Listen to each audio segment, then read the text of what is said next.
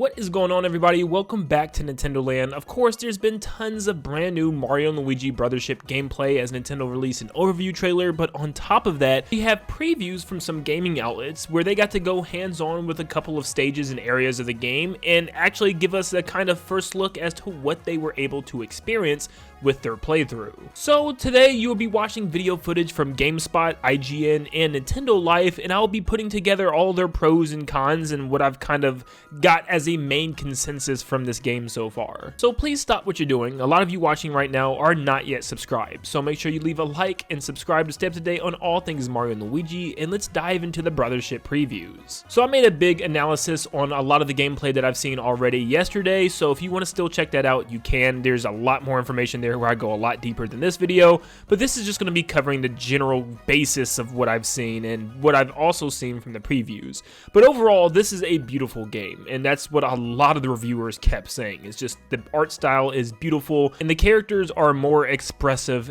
than ever before. Like, you can literally just see it in some of the scenes, but Luigi's constantly bouncing up and down and just very expressive. There's lots of individual animations for Luigi's context-sensitive areas, and I believe it's called Luigi Logic in the game, which is pretty interesting. But yeah, from what I've heard, it's just very, very animated, and it feels almost like a little cartoon at times. There's lots of cutscenes and moments where you're just watching characters do goofy things, and I love that. And it even comes down to just talking to characters. The bros will nod or shake their head and just react in just big over exaggerated ways, and we've seen that with other characters outside of Mario and Luigi with like Bowser's reactions and stuff. It's just bouncy, it's just alive, and it feels a lot more depth than any of the Mario and Luigi games before, where it was basic just dialogue and gibberish. But now you got gibberish from the NPCs and just complete reactions from Mario and Luigi and all the other characters, and it just feels more alive than ever. Now, if you're a Zelda fan, you'd already understand this, but lots of the previewers said that it feels very much like a combination of Wind Waker and Spirit Tracks, and you can look and see that, with Wind Waker sailing the sea,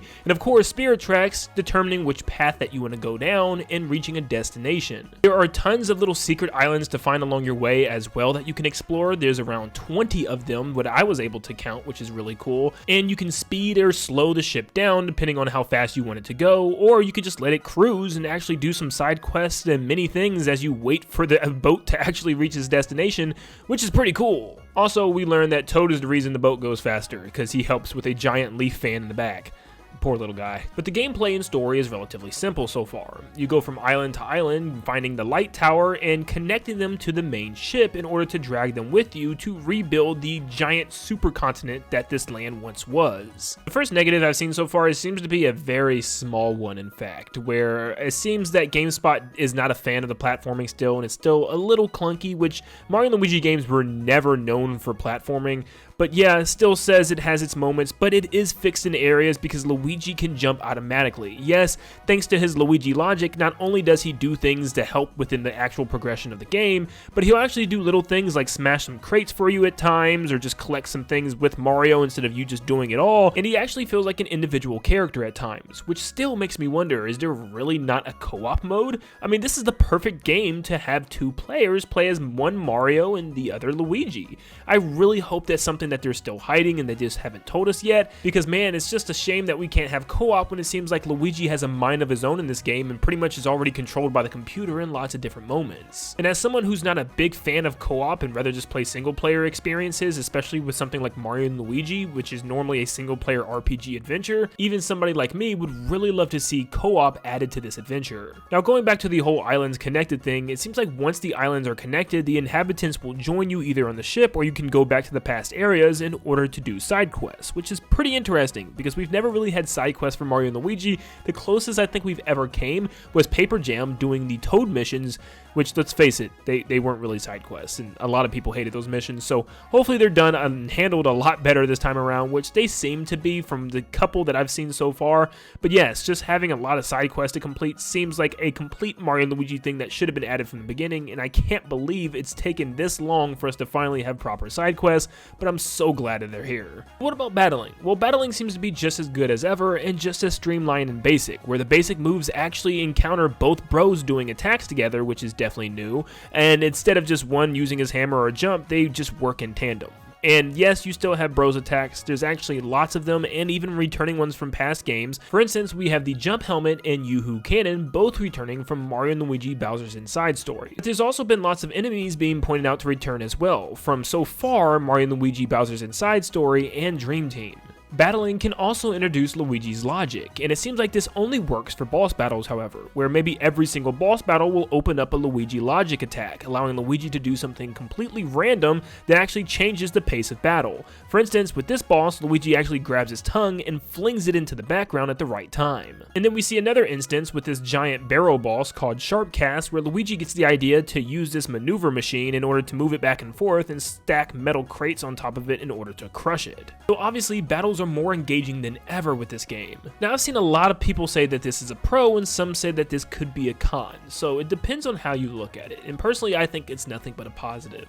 So instead of badges this time around, we actually have this new thing called plugs. You can equip plugs that will give you an advantage in battle, and after you use one, it will actually take one of them away until you completely recharge it by finding charges in the overworld, which seems to be some type of new collectible. You can also combine charges for unique attacks, and they give you multiple different effects and outcomes, which is pretty deep, and that's just the thing. A lot of people might see this as too deep for something like Mario & Luigi. In fact, it's actually been brought up by IGN where they think it could be a little too overwhelming later on, but I personally just see it as a major good thing, unless there's a really broken way to handle this, because let's face it, sometimes Nintendo goes a little overboard, like the badges in Mario & Luigi Dream Team, where there is definitely ways to break the game, especially with that time stop one, where you could literally have 3 turns to attack your enemy before they can even move. IGN also talks about how plugs can be a little time consuming as well, and I definitely can see that. The fact that they also confirmed that you can combine even more than 2, I believe, later on as you get more outlets,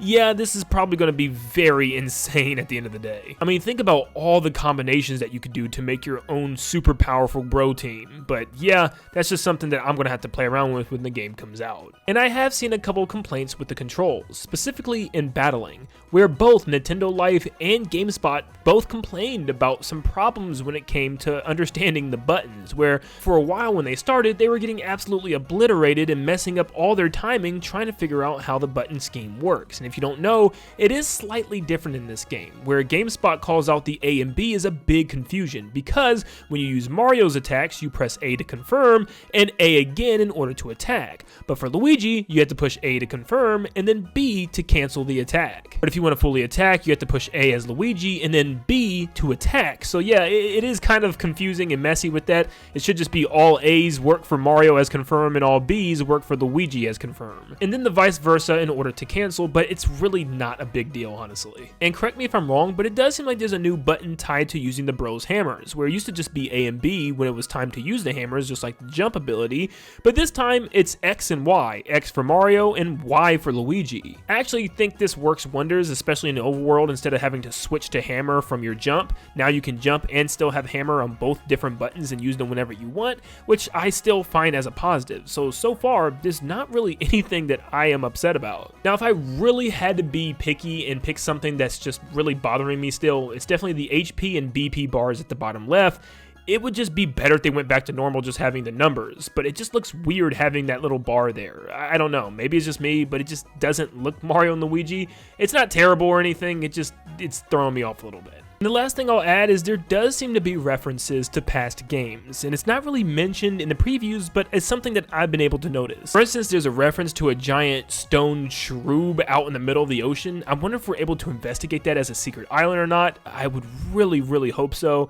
It might just be a straight up Easter egg though. And you can also see a stone statue of Brockay from Mario & Luigi Bowser's Inside story. Of course, we have Starlo making a return, as she debuted in Mario & Luigi's Bowser's Inside story and has been around since with the last 3 games. And I lied again, real quick before I finish up, there are some type of missions or badges to unlock, which is really cool, and there are beans to get this time around. I don't know if they're actually in the ground still. I haven't seen a single bean spot yet, but there are beans in the game confirmed. And that is a general synopsis of the previews. Of course, the previewers only played a couple parts of the early islands, so it's really hard to say where this game is going to go. Is it going to get much deeper?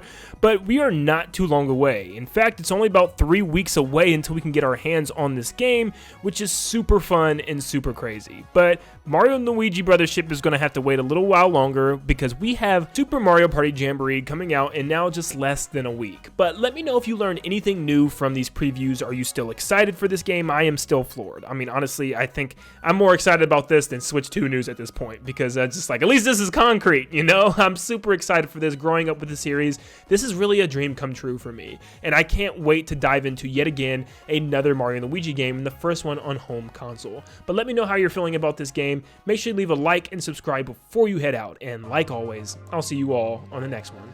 See ya, guys.